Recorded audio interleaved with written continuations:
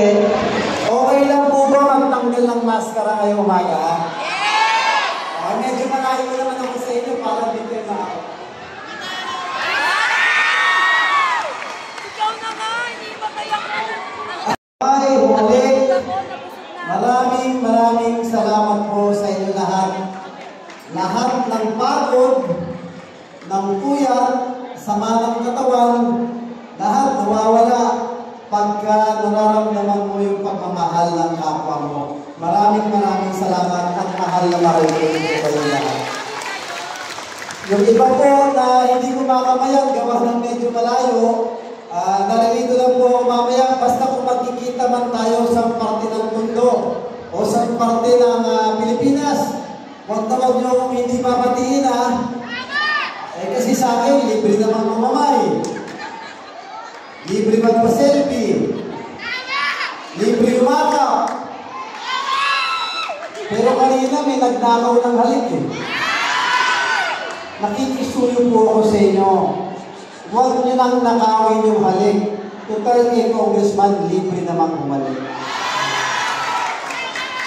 At Chairman, nangyari ako mamaya dito. Sa ating mga minamahal na Chairman na narito ngayon, palakpakan po sila, mga minamahal nating Chairman, na araw-araw, pag nagbibigay tayo ng ayuda, proyekto, pagtulong sa kapwa, ito mga chairman nyo, sa totoo lang, hindi lang chairman, naging kargador pa.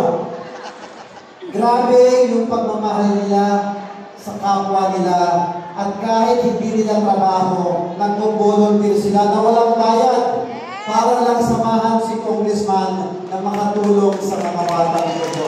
Salamat mga chairman. Pero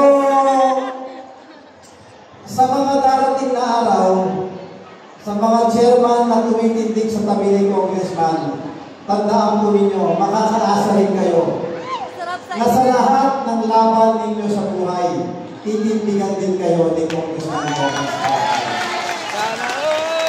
Sa mga PTS natin, Erdix Natics, mga kawali ng barangay, at siyempre, sa pamunuan ng Don Bosco, mga ethics natics, mga nag-video, mga vloggers natin, at siyempre po, higit sa lahat, sa inyong mga naririto ngayong umaga, mga batang ito. Palakpakan po natin ang ating mga sarili. At salamat sa ating Panginoon. Ngayon po, buhay tayo at magkakasama pa rin kahit mahirap ang buhay. Tama po ba? Ngayong umaga, marami po dito sa ating mga kababayan na nangangailangan ng tulong. Basta gusto ko pong iparamdam sa inyo at gusto kong malaman ninyong lahat na kahit anong problema nyo sa buhay, sa maliit kong kaparaanan, hindi po ako magsasawa na tumulong sa bawat isang po sa inyo. Gusto ko lang magitin ng mabilis bago tayo mag-ayuda. Dahil ayoko pong ubusin ang oras ninyo. Alam ko marami kayong gawaing bahay, gawain sa pamilya. Importante, matapos agad ang ating pagtulong dahil ayoko sa lahat yung aabalahin ko pa kayo para tulungan ko lamang po kayo. Yung mapanggitin ko lang po sa inyo na mabilis dahil ito mga programa na ginawa po natin para sa inyo. Doon sa mga nakakaalam na nakikisuyo po ako, ipaalam po ninyo sa mga nakilala ninyo. Doon naman sa hindi nakakaalam, pakinggan po ninyo maigi dahil baka lahat naman makatulong po sa inyo, sa mga asawa ninyo, sa mga kapamilya ninyo, kapitbahay ninyo, at kahit kaaway nyo pa, tulungan pa rin natin sila. Tama po ba? Okay.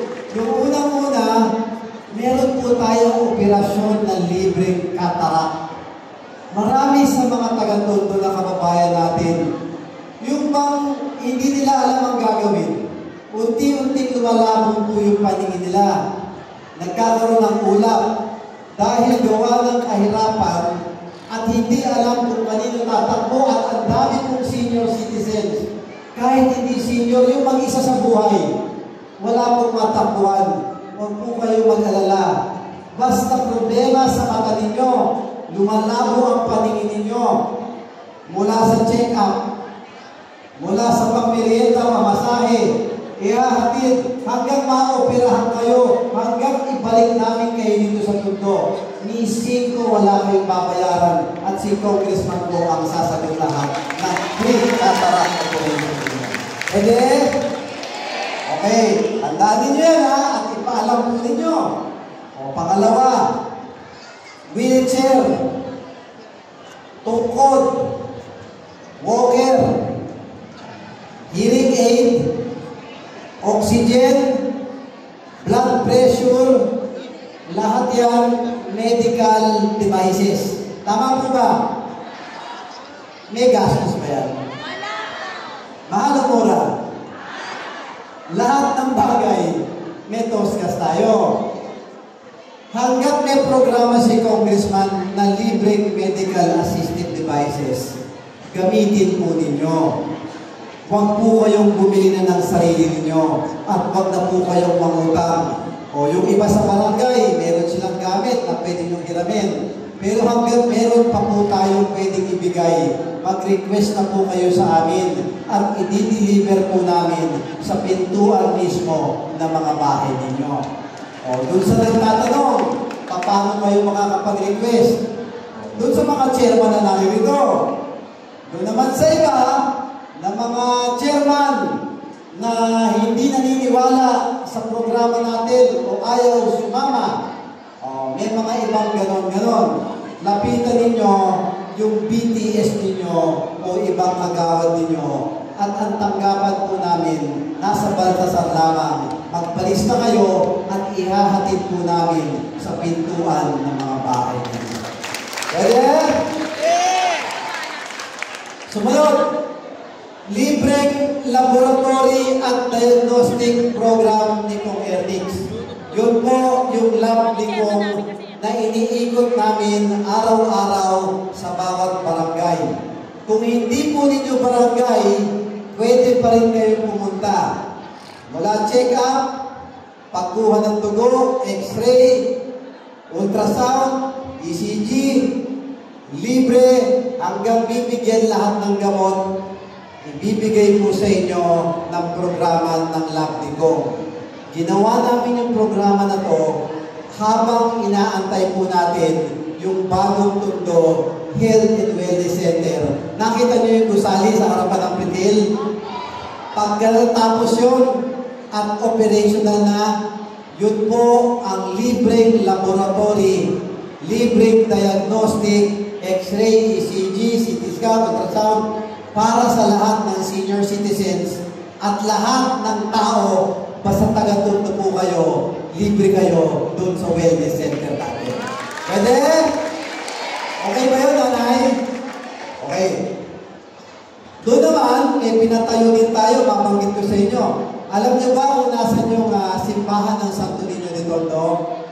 Yung dating complex natin, tulad ng pinangako ko ng kampanya, giniba po natin yung luma. Pinatayuan natin ang bagong complex. Meron po doon bagong swimming pool, bagong indoor basketball court, meron din tayong gym, game room, playroom, senior citizen center, youth center, at sa pinakatuktok, meron tayong multipurpose hall. Yung bang birthday, binyagan, kasalan, magagamit po ninyong lahat, libre, fully air condition, at sana imbitahin nyo ako. May regalo pa po kayo lahat sa akin. Pwede? O, tsaka yung Plaza Hernandez, nakita nyo na yung bagong gawa. Bagong pasyalan nyo rin yun. At dito naman sa Bitas, nakita nyo na ba yung pinatatayo natin sa Bitas? Dalawa yung pinatatayo natin gusali dyan.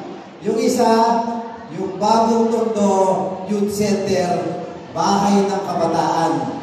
Yung mga apo po ninyo, mga anak ninyo, tignan ninyo, naglalaro sa kalsada, nagpa-practice ng sayaw sa kalsada, at nagbabayad ng mahal na recording studio sa mga private. Yung mga artist, mga singer natin, tama po ba? Yung bahay ng kabataan o youth center natin, libreng dance studio, libreng recording studio, libreng bahay at tambayan ng kabataan natin, at hindi lang sa kabataan. bonding na lugar ng nanay, tatay, bata at kasama mga lolo lola. Bahay po ninyo yun kung saan makakabanding nyo ang mga kabataan natin dito mismo sa Tondo. Pwede? Kasi kaya ko ginawa yun. Yung mga kabataan natin ayoko malulog sa masamang bisyo. Sa totoo lang, ayoko sasama doon sa mga away-away ng mga gang. Ayoko sasama sa mga droga-droga. Yung kabataan ko, di ko sinubok lahat yan. Dahil alam ko, walang itutulot na kabutihan sa buhay ng bata. Tama po ba? At yung mga kumakalat-kalat sa lansangan natin, yung mga illegal na pasugalan, yung mga sugal-sugal, hayaan na natin sa mayayaman yung sugal. Total, yung mayaman, may kasino dun eh. May nabalitaan nga ako sa sugal na yan. May naging milyonaryo. Totoo! Opo! Dahil sa sugal, naging milyonaryo. Dating bilyonaryo. Hindi, kasi yung sugal, wala pong itutulong na kabutihan sa kabataan natin yan. Kaya ilayo natin sila doon. Kaya tanggalinin nyo yung sports complex natin at youth center. Pwede? At katabi ng youth center natin, alam niyo ba yung aquatic? Yung aquatic natin, katabi noon, karangalan ko pong panggitin sa inyo at iulat sa inyong lahat. Dito kasi sa Tondo, marami na tayong libreng elementaryong paaralan. Pag-graduate ng elementaryo ng bata, meron na rin tayong libreng high school. Tama po ba? Nandiyan yung Lasco, AES, Tondo High School. Pero pag graduate ang bata ng high school, meron ba tayong libreng kolehiyo dito sa loob ng Tondo? Wala pa. May libre, pupunta ka pa doon sa City Hall, yung UDM. Tama po ba? Sa Intramuros, kailangan matalino ka. Meron yung PLM. Pero pangarap po ni Kong Ernix na ang mga taga-Tondo dapat may libreng kolehiyo dito rin sa loob ng Tondo. Okay ba yun? Kaya ikinararangan ko pong iulat sa bawat isa sa inyo. Marami pang hindi nakakaalam, pero ginagawa na po doon sa tabi ng aquatic sa Bitas, ang bagong Tondo, bagong Universidad ng Maynila, kauna-unahang libreng kolehiyo dito mismo po sa loob ng Tondo. Hindi na kayo lalabas. At basta batang Tondo ang apo nyo, ang anak ninyo, libre na po ang kolehiyo natin doon sa pinapatuloy natin. Pwede? At ang importante pa, bukod dyan, meron tayong programa na Hospital Assistance Program. Yung mga nao-hospital na walang pambayad. Alam niyo ba yung hospital ng Tondo Medical Center? Doon sa Memalot. Pangalawa, alam niyo ba yung Jose Reyes?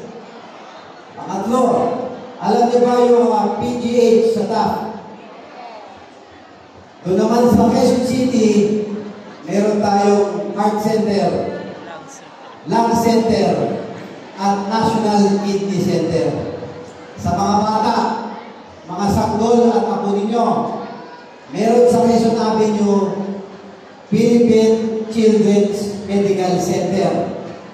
Mga nababalian ng buto, kailangan ng bakal, senior, kahit hindi senior, bakal sa binti, bakal sa braso, bakal sa balakang. Doon, ang ospital na yan sa may Balawe. Ano tawag doon? Galing natin. Orthopedic. Lahat po yan, National Government Hospital. Pag may kaanak, kaibigan po kayo. Tandaan ninyo na ospital, na emergency sa mga ospital na yan, ako na mismo nakikisuyo sa inyo.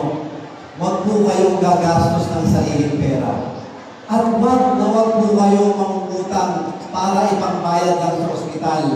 Ilapit po ninyo sa akin pangako ko, tutulungan ko kayong bayaran ang hospital bill ng lahat sa mga hospital mo. Pwede? Tungkulin ng isang congressman, solusyonan ang problema ng mga nasasakupan niya. Bilang tatay ng District 1, sagot ko po kayo. At responsibilidad ko, hindi lamang ang pang-araw-araw na pangangailangan ninyo, kundi ang importante, madugtungan natin ang buhay ng kapwa natin, batang mundo. O kaya, ilalapit niyo sa akin pag may hospital bill kayo, at meron po tayong hospital dito sa Memoriones, yung hospital na pangmayaman. Alam niyo ba yun? Manny Ano tawag doon? Johnston. Ay, bakit Manny Johnston? Ayun talaga, tatapanan ng utak mo. Manny Johnston, kasi pangmayaman. Kasi medyo mahal. Para sa pera lang. Tama ba yun, nanay? Sino nagsabi nun? O, nanay, para daw sa pera lang. Kasi pangmayaman. Kasi private. O, di naman natin makakaila na dahil private, kahit pa paano, di kalidad naman ang serbisyo nila. Tama po ba? Oh. Pero kaming mga nasa pamahalaan, mga lingkod bayan, wala po kaming kapangyarihan makialam sa mga negosyo ng private. Pero nagpapasalamat po ako sa Mary Johnston. Dinulog nila yung pakiusap ko. Dahil nakita ko kayo, tayo, dito sa Tondo, wala naman sa atin gusto magbayad ng mahal sa ospital. Tama mo ba? Pero pag emergency, yung asawa ninyo, yung anak ninyo o apo ninyo, nag-aagaw buhay, iisipin mo ba kung mahal o mura yung ospital? Hindi na. Ang importante, mailigtas natin yung buhay ng pasyente, saka na natin puproblemahin yung babayaran sa ospital. Tama po ba? O, salamat Mary Johnston. Salamat sa pamahalaan din natin. Yung dating pangmayaman, yung dating private, o yung sabi nga ni nanay kanina, kaya daw Manny Johnston kasi pangmayaman lang. Hanggang kaya ko lang naman, ilapit ninyo sa akin kahit Mary Johnston pa yan, tutulungan kong bayaran ang mga hospital bill ninyo doon sa Mary Johnston. Pwede? Mga minamahal kong batang mundo, yan ilan lamang sa programa na ginagawa natin na araw-araw para sa lahat ng batang mundo. Kasama yung butika ni Kong Ernix na libreng maintenance sa lahat ng senior citizens dito sa mundo. Karangal lang mo pong tumulong sa inyo lahat. Lahat itong programa para sa inyo, tangkilikin po ninyo at huwag po kayong mahihiyang gamitin. Dahil promise, para po sa inyo to. At tandaan ninyo, galing sa pamahalaan nyo to at pera din po ninyo ang ginagamit ng pamahalaan para maibigay ang lahat ng programa na para sa inyo. Pwede? Oh. Kaya, bago tayo magtapos, pwede ba akong maglambing sa inyo? Sige nga, kung pwede ako maglambing sa inyo, taas mo nga kamay ninyo. Ayan ha. Promise, pwede? Oh. Unang lambing. Unang lambing. Sa Moriones. Dito sa Don Bosco, sa Balot, sa Delpan, doon sa bahay namin, sa Pangposay. Oh, Velasquez, sa Lagupan. Quezon City, Makati, kahit sa Amerika pa. Pag nagkikita tayo, pwede ba babatiin niyo si Congressman Ernix? Pwede? Kasi gusto ko, tayong mga tunay na batang mundo, iisang pamilya lang tayo. Di ba dapat ang pamilya dapat nagmamahalan? Dapat pag nangangailangan yung kapwa, dapat tutulungan natin? O kaya pwede ba babatiin niyo si Congressman? Ito po ang simbolo ni Congressman, ang kamao na nasa dibdib.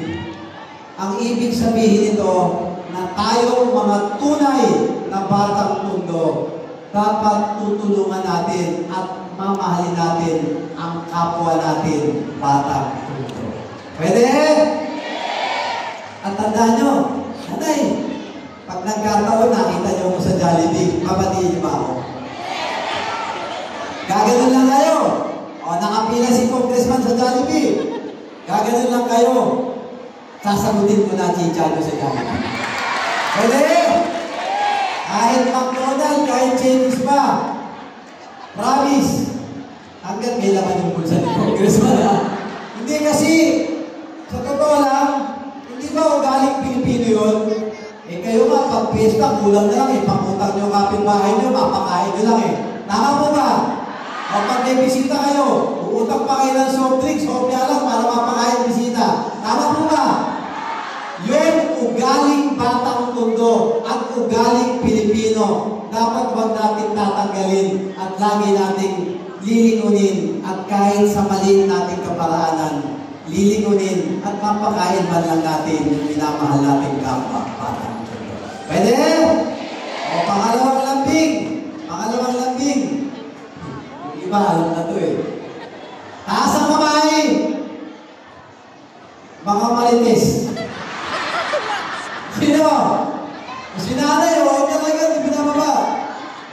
Kung marites kayo, umakit na kayo.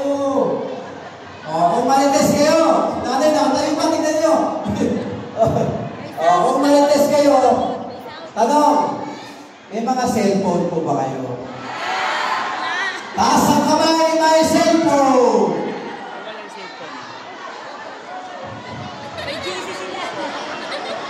Bakit hindi? Taas ang kamay, walang cellphone. Yung walang cellphone. Nanay, halika dito.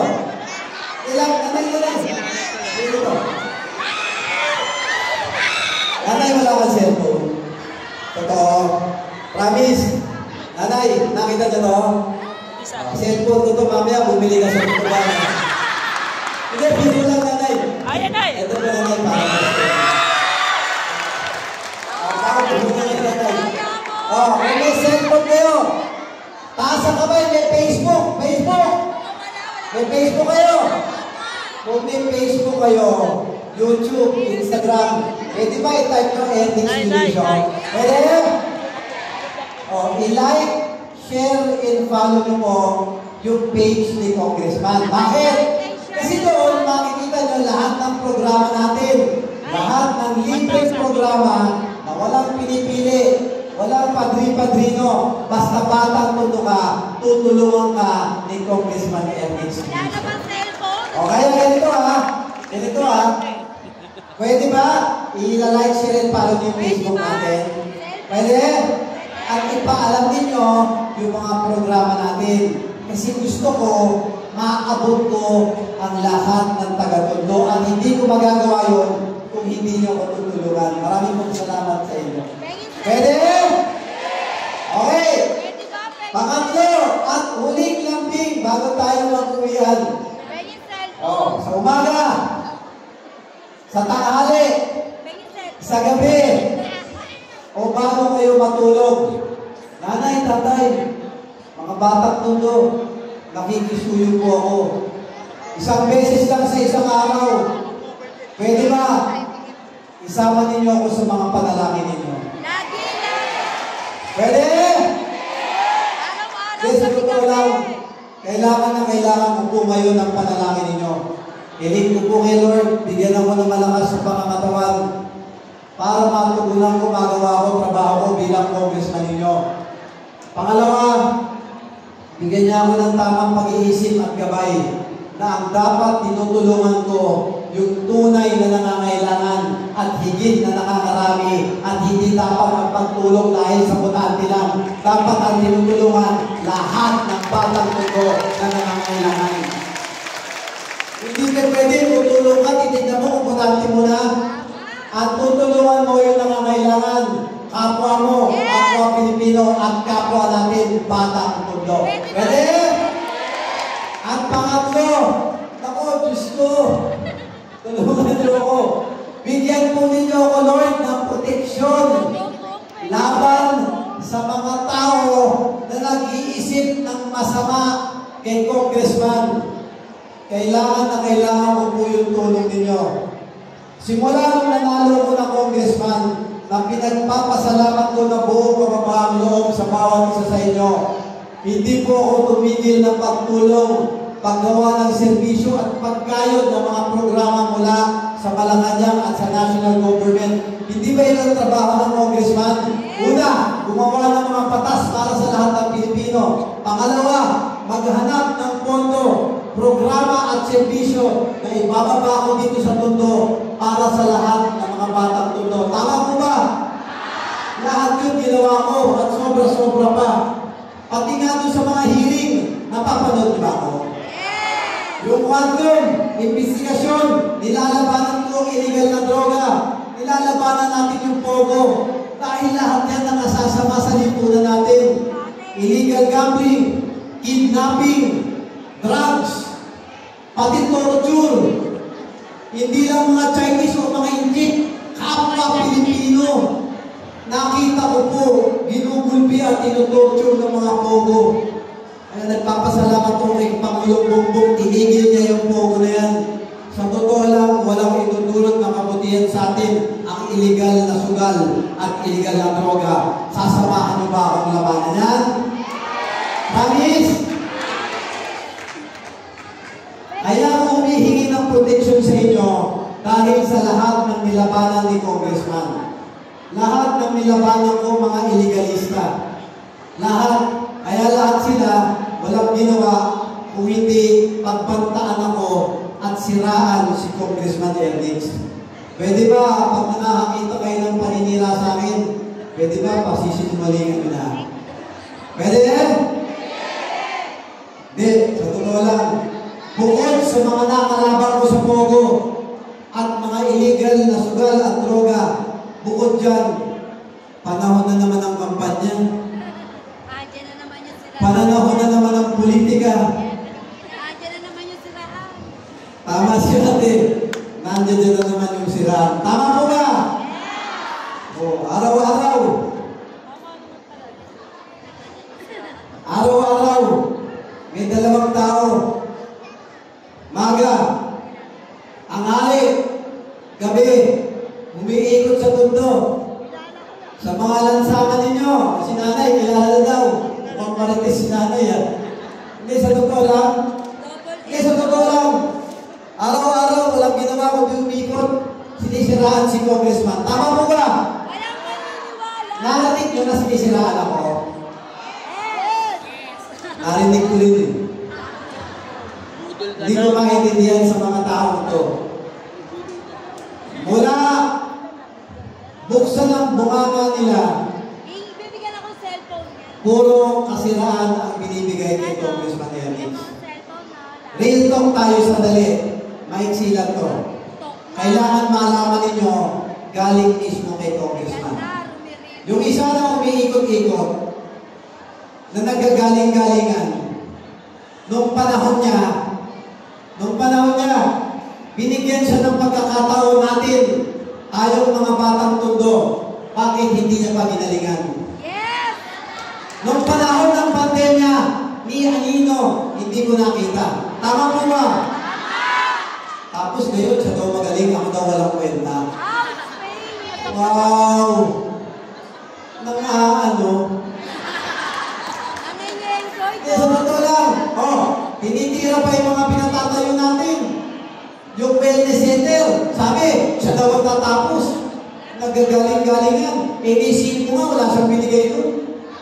Ngayon na napondohan na ni Congressman at tandaan nyo, pera na nyo rin ang pinagpatayo mo. Ako, tulay lamang. Sabi, giniba ko raw yung dati. Eh, ba't hindi mo gigibahin?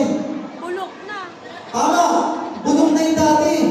Pangalawa, nung iniwan nila at nanalo na si Kong Ernix, sinalaula nila yung gusali. Oo, madumi. Tinignan ko, binasag yung tile, binahon yung mga bakal, sira-sira. Bakit? Dahil kalaban nila ako sa politika para hindi ko pakinabangan. Ano ginawa ko? Tinipag ko yung luma. Pinatayo ko ng bago mas malaki at hindi ko gagamitin pang sarili. Katulad nila, ibibigay ko sa tao, libre laboratory at libre diagnostic para sa nila. O ngayon, sabi niya, sila daw ang tatapos, 40 bayad na lahat.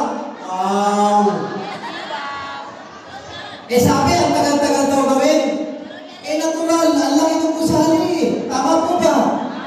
E palibasa sila, pinatayo nila mga hawla ng ibon. Natural, matatapos agad. Yung gusaling pinatayo natin, hindi po galing sa pondo ng congressman. Yun, buong kababaang loob, inuulat ko sa inyo, abilidad ni congressman yun. Pinakiusap ko, pinakisuyo ko kay Pangulong Bongbong Marcos at kay Speaker Martin Romualdez. Unang taon, binigyan na tayo ng pondo. Salamat po, nakapagpatayo, phase 1. Pangalawang taon, dinagdagan ng pondo. Nakapatayo, tumilik, phase 2. At ngayon, phase 3 na matatapos na, sinisira nila at aangkinin pa raw nila porque magandang papakinabangan na. Wow! Ano? Hindi, sa totoo lang, pasensya na po kayo.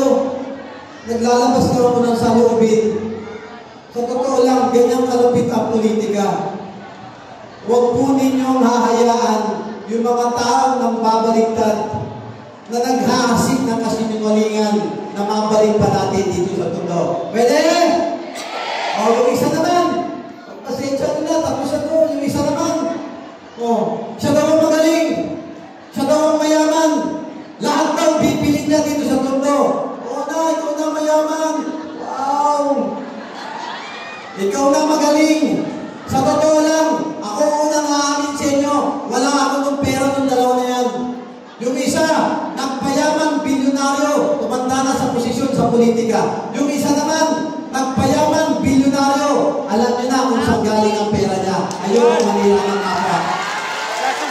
Hindi, sabi lang, ako, kami ng tatay ko, kung kilala niyo si Jonix, kami simpleng tao lang. Kami, hindi kami mga politiko. Kami lingkod bayan. Bawat laway, bawat promise ko, pinaghihirapan ko. Wala akong uuling pera galing sa mali, galing sa masama.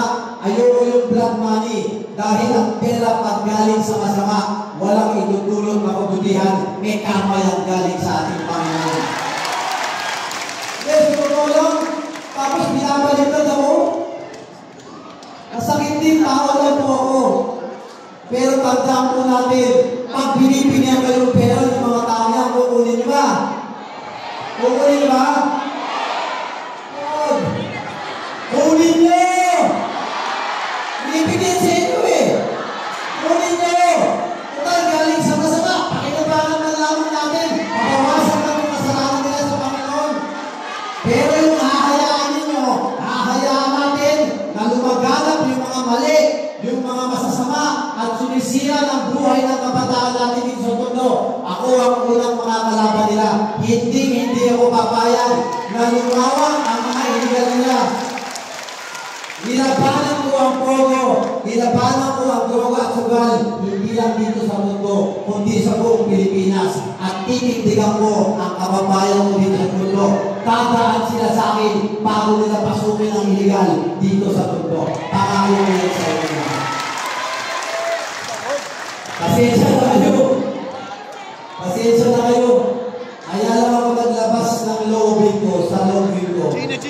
Araw-araw, gabi-gabi, niyuyurangan nila puri ko, pati ng pamilya Dionisio. Basta po, sa inyo mga minamahal ko batang mundo, ako po si Erlix Dionisio. Ang anak ni Jonix at buong kababaang loob po ako, maglilingkod sa bawat isa sa inyo ng higit-higit na, ng sapat, ng tapat at sobra-sobra pa, at ng laging may takot sa Diyos, at laging-laging po ako maglilingkod hanggang kaya ko, hanggang mabubuhay ako, sasamahan ko po kayo, mga batang Pilipinas. Kaya muli, ako po si Ernix, ang tunay ng congressman ng mundo. Mahal na